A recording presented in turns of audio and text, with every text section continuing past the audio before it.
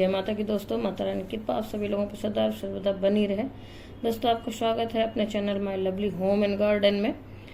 दोस्तों आज की वीडियो में हम लोग बात करेंगे ज्येष्ठ मास के कृष्ण पक्ष की अपरा या अचला एकादशी कब है और मधुसूदन द्वादशी प्रदोष व्रत शिवरात्रि मासिक शिवरात्रि कब है।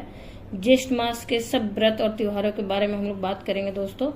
और बहुत ही शुभ योग बन रहा है उसके विषय में बात करेंगे। और अपरा या अचला एकादशी के दिन ही माता भद्रकाली के जयंती के विषय में बात करेंगे दोस्तों। तो वीडियो की जानकारी बहुत ही खास होने वाली है दोस्तों। वीडियो की जानकारी कोई भी अच्छी लगे तो लाइक तो जरूर ही किया करिए। लाइक ही एक माध्यम है जिससे पता चलता है कि ये वीडियो आपको उपयोगी लगी दोस्तों। फिर हम लोग बात करते हैं ज्येष्ठ मास जो अभी चल रहा है और गर्मी इस समय चरम पे होती है। बहुत ही ज़्यादा भयंकर गर्मी इस महीने में पड़ती है।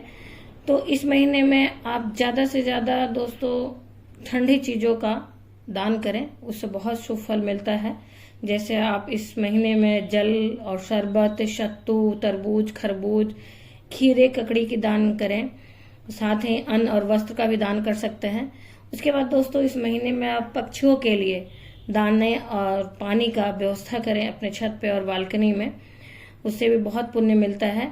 फिर पशुओं को भी पानी पीने की व्यवस्था बनाएं। साथ ही दोस्तों अगर कोई भी आता है आपके घर पे तो जरूर ही उन्हें पानी पिलाएं, उन्हें ठंडी चीजें खाने पीने को दें, इससे बहुत पुण्य मिलता है।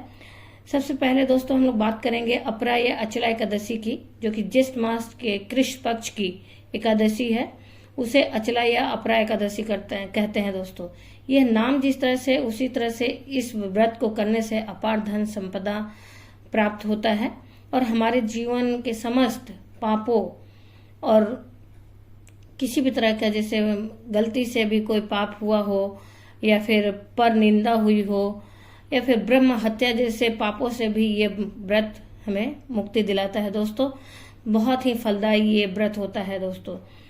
और इस दिन भगवान श्री हरि विष्णु जी की पूजा अर्चना की जाती है माता लक्ष्मी के साथ। और संयोग से इस बार सोमवार को पड़ रहा है दोस्तों ये व्रत, तो इस दिन शिव जी के भी पूजन अर्चन किए जाएंगे। इस व्रत को करने से सभी पापों और संकटों से मुक्ति मिलती है दोस्तों। यह व्रत इस साल हम 15 मई दिन सोमवार को करेंगे। सोमवार दिन भगवान शिव का होता है, शिव जी को समर्पित होता है। वहीं एकादशी भगवान विष्णु जी को। तो दोस्तों इस दिन हम माता लक्ष्मी के साथ भगवान भोलेनाथ की भी पूजा श्री हरि विष्णु जी के साथ करेंगे। सोमवार और एकादशी व्रत एक ही दिन होने से शुभ संयोग बनता है दोस्तों और इसी वजह से ये बहुत ही ज्यादा फलदायी हो जा रहा है। तिथि दोस्तों प्रारंभ हो रही है 15 मई को दिन सोमवार सुबह 2:46 पर और एकादशी तिथि जो है समाप्त हो रही है 16 मई दिन मंगलवार को देर रात 1:03 मतलब भोर के पहर में।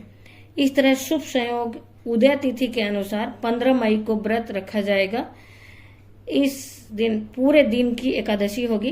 पूरे दिन में कोई द्वादशी या फिर दशमी तिथि का कोई भी मिलन नहीं है, कोई संयोग नहीं है। ये पूर्णतः एकादशी है, पूरे दिन की एकादशी रहेगी। विष्णु जी की पूजा की जाएगी और विष्णु जी की पूजा की शुभ मुहूर्त क्या है जानते हैं। 15 मई को सुबह में 8:54 से लेके 10:36 तक पूजा का शुभ मुहूर्त रहेगा दोस्तों। इस बार सभी धार्मिक स्थलों पे जैसे बांके बिहारी जी मंदिर, इस्कॉन मंदिर, वृंदावन और खाटू जी के मंदिर, राधा रमन जी के मंदिर में, गौरी मठ में, इन सभी धार्मिक स्थलों पे एक ही दिन एकादशी मनाई जाएगी दोस्तों। इसलिए इस बार कोई भी संशय नहीं है और कोई भी चक्कर नहीं है कि 2 एकादशी पड़ रहा है। इस बार सोमवार 15 मई को वृषभ संक्रांति भी है दोस्तों। इस बार एकादशी और वृषभ संक्रांति का दुर्लभ संयोग बन रहा है जो बहुत शुभ योग है। अब दोस्तों हम जानते हैं व्रत का पारण कब करें। पारण 16 मई को दिन मंगलवार जो है, शुभ समय इसका है पारण का 6:41 से लेके 8:13 तक। और पारण की तिथि के दिन हरिवासर समाप्त होने के बाद ही व्रत का पारण किया जाता है दोस्तों। तो हरिवासर समाप्त हो जा रहा है 6:41 पे। उसके बाद से पारण का समय शुरू हो जा रहा है दोस्तों। हरिवासर का समय होता है दोस्तों द्वादशी तिथि की अग्रिम 1/4 भाग जो होता है उसे हरिवासर का समय बोलते हैं, और उसे खत्म होने का हम इंतजार करते हैं पारण के लिए। एकादशी के पारण हरिवासर के समाप्ति के बाद ही करते हैं।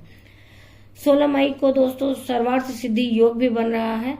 16 मई में सुबह 5:34 AM से लेके 8:14 AM तक बहुत शुभ समय है। इस समय का जो है, इस समय में किया हुआ दान पुण्य बहुत फल देने वाला है। तो दोस्तों इसी समय में हमें पारण का भी समय मिल रहा है। तो जो लोग एकादशी का व्रत रखेंगे वो लोग खुद ही ब्राह्मण को इस समय में भोजन कराएंगे। अगर भोजन नहीं कराने की व्यवस्था है तो सूखा सामान दान के लिए अवश्य निकालेंगे, तो उनका दोनों ही काम हो जा रहा है। ऐसे भी उस समय दान पुण्य करने से शुभ फल मिलने वाला है। जो व्रत कर रहे हैं तो खुद ही करेंगे। अपरा एकादशी दोस्तों इसलिए भी महत्वपूर्ण है क्योंकि इस दिन माता भद्रकाली का जयंती भी होता है। भद्रकाली यानी कि माता के सुशील और शांत स्वरूप का इस दिन पूजन होता है। इस दिन दक्षिण भारत में बहुत ही खास दिन होता है, विशेष महत्वपूर्ण दिवस होता है ये दिन। वहाँ बहुत ही विशेष धूमधाम से माता की पूजन अर्चन की जाती है। मान्यता है कि माँ भद्रकाली की पूजा करने से रोग शोक दोष सब खत्म हो जाते हैं। भद्रकाली का मतलब होता है अच्छी काली, जो बहुत ही शांत और सुशील होती हैं। इस रूप में माता शांत होती हैं और भक्तों को वर देती हैं। ये माँ का उग्र स्वरूप नहीं होता है दोस्तों। 16 मई को मधुसूदन द्वादशी भी मनाई जा रही है दोस्तों। 16 मई को मधुसूदन द्वादशी है। ज्येष्ठ मास के द्वादशी को, कृष्ण पक्ष के द्वादशी को मधुसूदन द्वादशी भी कहते हैं दोस्तों। सर्व मंगलकारी ये दिन रुक्मणी द्वादशी के नाम से भी जाना जाता है।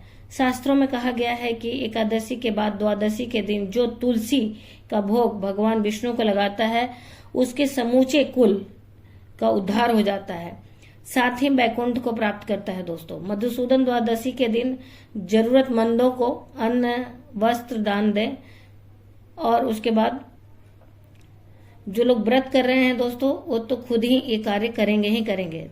तो इस तरह से उनका दोनों काम हो जाता है। कहा जाता है कि ज्येष्ठ में विशेष दिन उपवास रखने से, ज्येष्ठ मास के विशेष दिनों में उपवास रखने से अमोघ फल की प्राप्ति होती है। द्वादशी तिथि को भगवान विष्णु को चंदन, फल फूल, तुलसी जरूर अर्पित करना चाहिए। अगर कोई भक्त द्वादशी तिथि के दिन ये कार्य करता है तो उसे बहुत ही फल मिलता है, बहुत ही पुण्य मिलता है दोस्तों।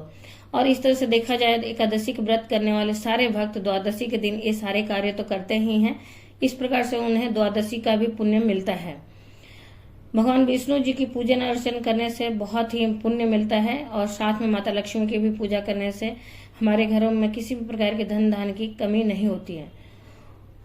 इस प्रकार से दोनों दिन का ही हमें पुण्य प्राप्त हो जाता है। अब बात करते हैं दोस्तों प्रदोष व्रत और मासिक शिवरात्रि व्रत का। इस बार दोस्तों दोनों ही एक ही दिन 17 मई 2023 दिन बुधवार को पड़ रहा है दोस्तों। प्रदोष व्रत और मासिक शिवरात्रि व्रत दोनों ही भगवान शिव को समर्पित होते हैं। ऐसे में दोनों एक ही दिन पड़ने से शुभ संयोग होता है दोस्तों। प्रदोष व्रत त्रयोदशी तिथि के दिन मनाई जाती है। त्रयोदशी तिथि का प्रारंभ हो रहा है 16 मई को 11:36 PM पर। त्रयोदशी तिथि समाप्त हो रही है दोस्तों 17 मई को 10:28 PM पर। उदया तिथि के अनुसार प्रदोष व्रत 17 मई दिन बुधवार को रखा जाएगा। बुधवार को होने की वजह से बुध प्रदोष भी इसे कहा जाएगा। प्रदोष पूजा का मुहूर्त विशेषकर प्रदोष काल में ही किया जाता है दोस्तों। शिव जी के किसी भी पूजा का महत्व प्रदोष काल में करने से ही ज्यादा फलदायी होता है। तो प्रदोष काल का जो प्रदोष व्रत का जो पूजा है प्रदोष काल में ही करना चाहिए। उसका समय जो मान्य होता है दोस्तों, शिवरात्रि की भी पूजा रात के ही मान्य होती है। तो दोस्तों जान लेते शुभ मुहूर्त क्या है प्रदोष काल के पूजा का। शाम को 7:06 PM से लेके 9:10 PM के बीच का जो कि इसकी समय क्या हो रही है, इसकी अवधि क्या हो रही है, इसकी अवधि हो रही है 2 घंटे 5 मिनट की हो रही है। इस बीच में आप प्रदोष की पूजा कर सकते हैं। फिर उसके बाद दोस्तों शाम के समय शिवलिंग का अभिषेक और विधि विधान से पूजन करें। फिर साथ ही शिवरात्रि की पूजा जो है 17 मई के दिन बुधवार की रात में ही रखा जाएगा और इसके पूजा का शुभ मुहूर्त है रात्रि के 11:57 से लेकर 12:38 AM तक। कई जगह शिवरात्रि 18 मई को बताई जा रही है दोस्तों, तो ये आप अपने जगह और स्थान के अनुसार आप पे निर्भर करता है कि आप 18 को मनाते हैं कि 17 को। अब बात करते हैं दोस्तों अमावस्या तिथि की। तो दोस्तों इस बार ज्येष्ठ मास की अमावस्या तिथि 18 मई 2023 को रात के 9:42 PM से शुरू होकर समाप्त हो रही 19 मई 2023 को रात के 9:22 PM पर। उदया तिथि के अनुसार सभी धार्मिक कार्य 19 मई को मनाया जाएगा दोस्तों। इस दिन बट सावित्री की भी पूजा की जाएगी। बट सावित्री अमावस्या दिन शुक्रवार 19 मई 2023 को मनाया जाएगा और बट सावित्री पूर्णिमा व्रत रविवार 4 जून को 2023 को मनाई जाएगी। दोस्तों इसके पहले हमने आपको बट सावित्री